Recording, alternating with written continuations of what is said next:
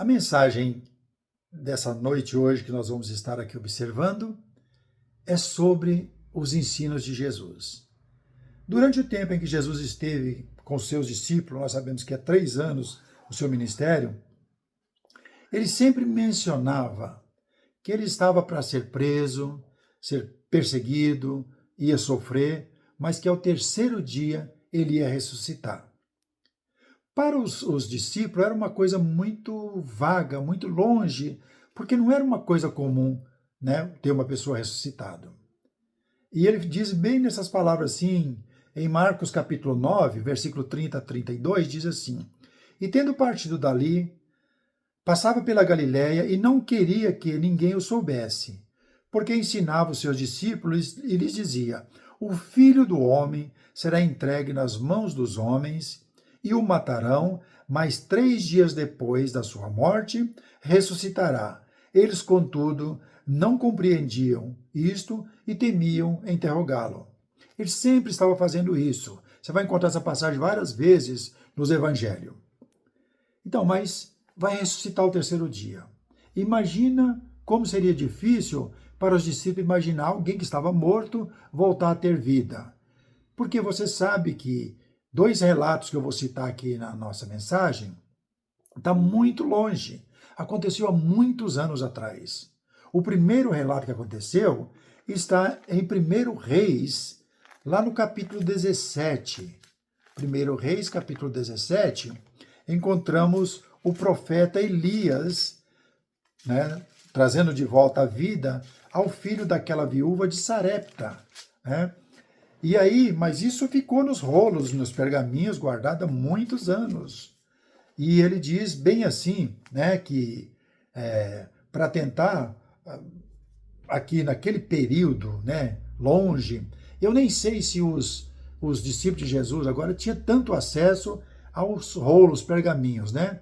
A gente sabe que os pergaminhos, eles eram bem guardados nas sinagogas, em rolo, tinha o chefe da sinagoga, que com chave ia lá e tirava, trazia, entregava a pessoa que ia fazer leitura. Após a leitura, de novo recolhia e guardava. Não é como a gente hoje vai em alguma livraria, compra uma Bíblia e alguém dá de presente, né? Esses relatos. Antigamente era mais difícil. Mas o relato que os discípulos de Jesus podiam ter de alguém que ressuscitou era muito vago, muito longe. Então fica imaginando para a gente poder ver.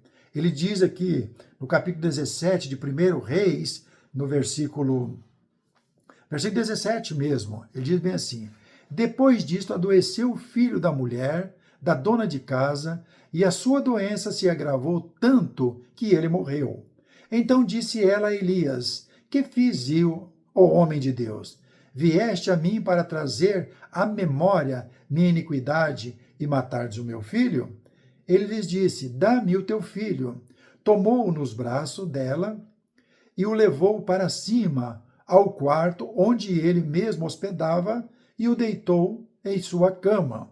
Então clamou ao Senhor e disse: Ó Senhor, meu Deus, também até a esta viúva, com quem eu me hospedo, afligiste matando o teu filho?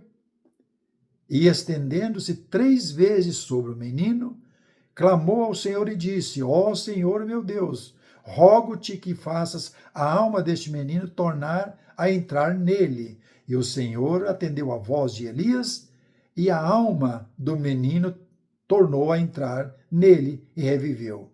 Elias tomou o menino e trouxe do quarto, né, a casa, e deu à sua mãe. Ele disse: Vê, teu filho vive. Então a mulher disse a Elias: Nisto conheço agora que tu és o homem de Deus e que a palavra do Senhor na tua boca é verdade. Então, devolveu. Então, esse é um relato que temos que os discípulos que estavam com Jesus podiam basear um pouco. Esse é o relato. Então, a gente não vê ou mais relatos que tem aqui assim claramente. Só que mesmo que tivesse lendo, era uma coisa que ficou muitos séculos antes do período que Jesus está andando com eles. O segundo relato que nós temos está em 2 Reis, agora aparece até Elias, capítulo 13, no versículo 20 e 21, e até meio cômico o que aconteceu aqui. Você vai acompanhar comigo na leitura, você vai ver. Você pode ver que é até meio como, por quê? Meio que com medo, meio que correndo, meio que acontece. Você sabe quem é Eliseu. Acabou morrendo Eliseu, foi sepultado, e aí morreu depois de algum tempo um outro homem e vai ser sepultado também. Mas olha o que aconteceu. Segundo Reis, capítulo 13, versículo 20. Morreu Eliseu e foi sepultado. Ora, bandos de moabitas costumavam invadir a terra à entrada do ano para roubar, saquear mantimentos, né? Sucedeu que, enquanto alguns enterravam um homem, eis que viram um bando, então lançaram o homem na sepultura de Eliseu, e logo que o cadáver tocou os ossos de Eliseu, reviveu o homem e se levantou sobre os pés.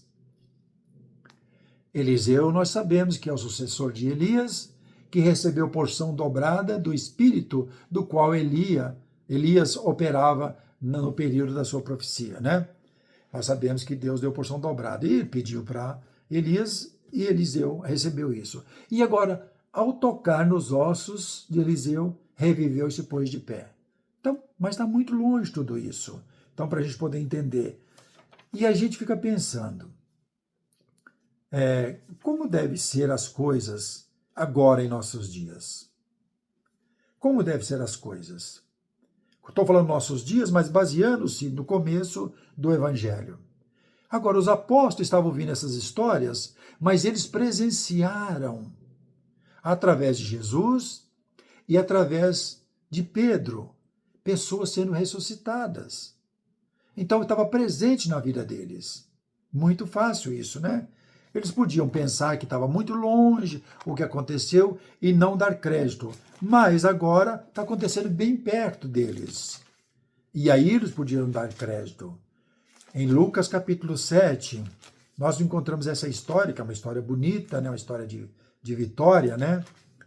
Lucas capítulo 7, com o acontecimento daquela viúva de Naim. Lembra que Jesus vai chegando e vem um enterro com muitas pessoas. Era um jovem que estava morto, também uma viúva. E a gente conhece a história em Lucas capítulo 7, versículo 11. Agora, os apóstolos estão presenciando esse acontecimento fisicamente, tudo acontecendo ali. Coisa que nem eu e nem você estamos vendo. Nós não vimos ninguém que ressuscitou. Nem eu e nem você. Porque não acontece isso nos nossos dias. E nem precisa acontecer. Porque esses sinais foi feito para que possamos crer naquele que é o autor da vida, que é Jesus Cristo. Versículo 11 do capítulo 7 de Lucas. Em dia subsequente, dirigiu-se Jesus a uma cidade chamada Naim. Ia com ele os seus discípulos, estavam presentes, e numerosa multidão, então muita gente. Como se aproximasse da porta da cidade, eis que saiu ao enterro o filho, único de uma viúva. Grande multidão da cidade ia com ela.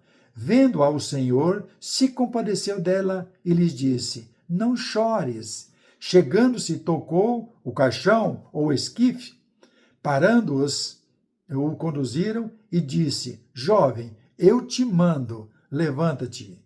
Sentou-se o que estivera morto e passou a falar, e Jesus restituiu sua mãe. Todos ficaram possuídos de temor e glorificavam a Deus, dizendo: grande profeta se levantou entre nós, e Deus visitou o seu povo. Esta notícia se espalhou por todos os lugares. Então, ninguém precisou pedir para ninguém falar nada. A notícia foi embora. Foi embora. Viajar para todos os lugares. Agora, os apóstolos estão vendo, na realidade, nos seus dias, alguém que morreu foi ressuscitado. Ainda no capítulo 8, versículo 40 a 42, falando de Jairo, um dos centurião daquele lugar, mostra como essa história, que ele era um dos chefes ali, que estava ali.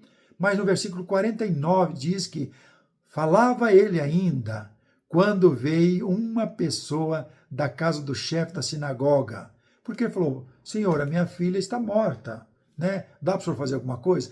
Eu imagino que tinha chegado essa notícia até os ouvidos dele, que Cristo ressuscita até os mortos. Ele traz de volta a vida física para a pessoa, né? Tentando mostrar com isso que a vida espiritual vale a pena lutar por ela, né?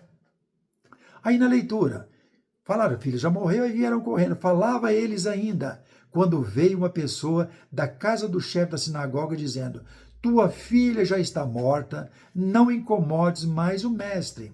Mas Jesus, ouvindo isso, lhes disse, não temas, crê somente e ela será salva. Não temas, crê, dá crédito ao que Jesus tem ensinado, dá crédito na pessoa de Jesus. Ele é o Senhor da vida, né? Dá crédito. Tendo chegado a casa, a ninguém permitiu que entrasse com ele, senão Pedro, João e Tiago, e bem assim o pai e a mãe da menina. E todos choravam e pranteavam, mas ele disse, não choreis, ela não está morta, mas dorme. O sono do descanso dessa vida, ela dorme. Entretanto, ele, tomando pela mão, disse-lhe em voz alta, menina, levanta-te. Voltou-lhe o espírito, ela imediatamente se levantou e ele mandou que lhe dessem de comer. Alguém que estava morto por um período até tinha fome, porque ficou algumas horas, não sei quantas horas, sem comida e teve fome. Vai dar comida para ela.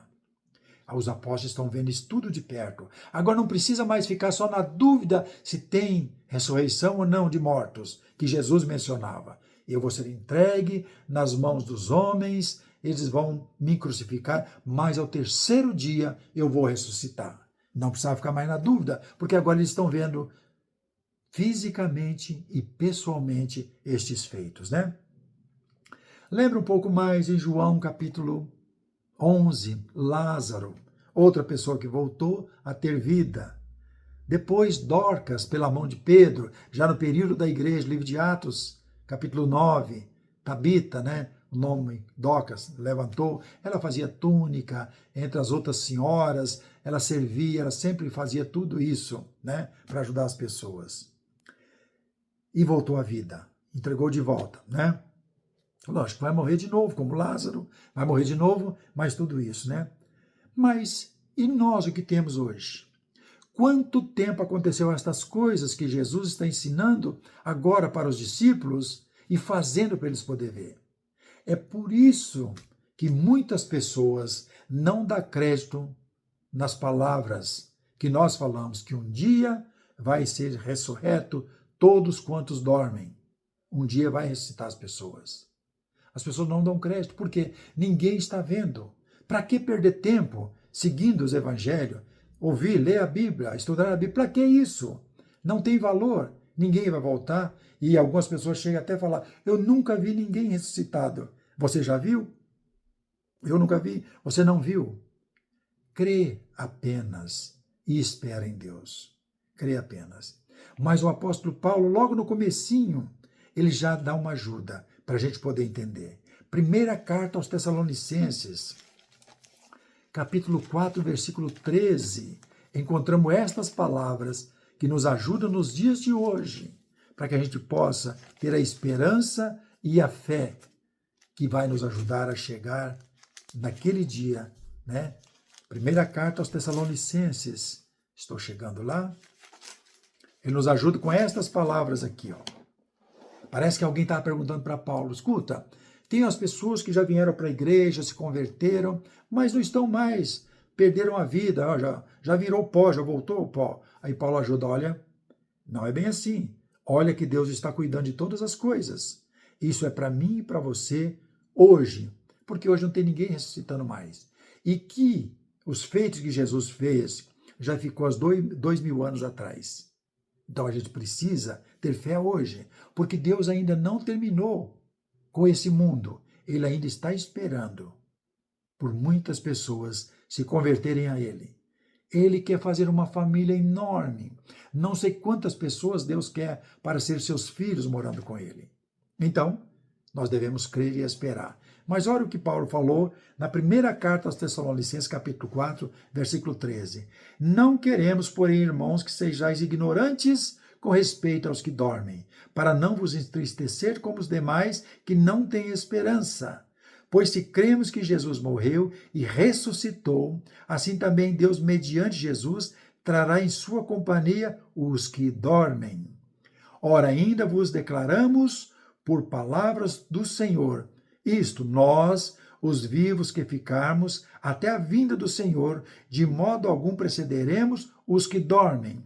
Porquanto o Senhor mesmo, dada a sua palavra de ordem, ouvida a voz do arcanjo e ressoada a trombeta de Deus, descerá dos céus, e os mortos em Cristo ressuscitarão primeiro. Depois, nós, os vivos que ficarmos, seremos arrebatados juntamente com eles entre nuvens para o encontro do Senhor nos ares. Assim estaremos para sempre com o Senhor. Consolai, pois, uns aos outros com estas palavras. E assim nós vamos estar com o Senhor para sempre nos ares. Há dois lugares. Ou vamos ir ao encontro do Senhor nas nuvens, tanto os mortos em Cristo e os que estiverem vivos em Cristo, é um lugar. Quanto àqueles que não quiseram nada com Cristo, porque não dão crédito na ressurreição e não querem investir o seu tempo na conversão ao Senhor, na obediência à sua palavra, vão perecer eternamente. Há dois lugares: glória eterna e sofrimento eterno. Então, nós podemos escolher hoje. É isso que Jesus está tentando ensinar aos seus discípulos.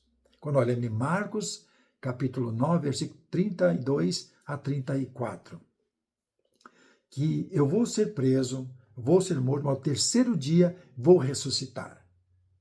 E todos quantos confiam em mim vão voltar para estar comigo na eternidade.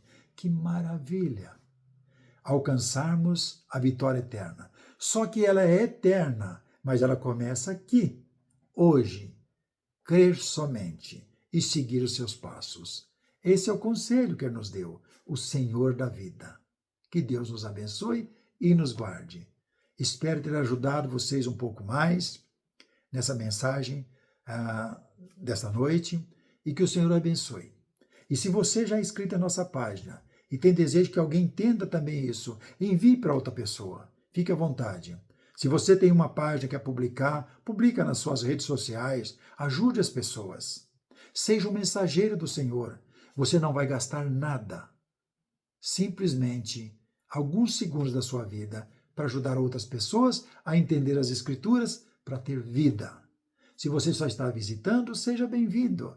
Tem desejo de receber também as notificações? Então fique à vontade para se inscrever em nossa página. Obrigado por tudo. Que Deus nos abençoe e nos guarde hoje e sempre.